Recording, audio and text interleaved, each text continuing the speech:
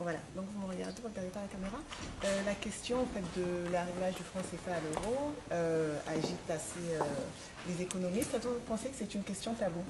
C'est un débat qui existe depuis que la zone CFA existe, que le franc CFA existe. Que ce débat soit porté par les uns et par les autres, c'est parfaitement légitime.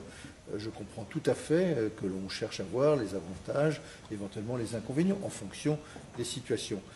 Ce que je veux dire du côté français, c'est que nous sommes dans un espace qui est un espace de volonté partagée, qui est un espace où chacun est respecté, où chacun peut apporter un certain nombre de propositions.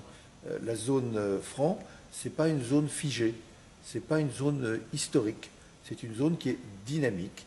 Et s'il y a de la part des uns ou des autres, au niveau académique ou au niveau politique, des propositions d'évolution, eh bien, nous en discuterons tous ensemble avec cet esprit de respect et d'égalité. Encore une question.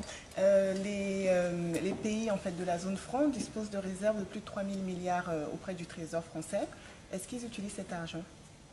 Oui, c'est une question qui est souvent posée, mais à laquelle il a été répondu par les gouverneurs des banques centrales africaines et des gouverneurs de la Banque centrale française.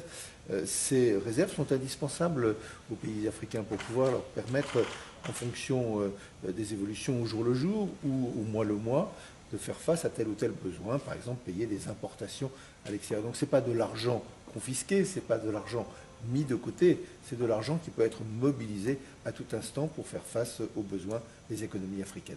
Et il est utilisé? Absolument. Merci. Merci.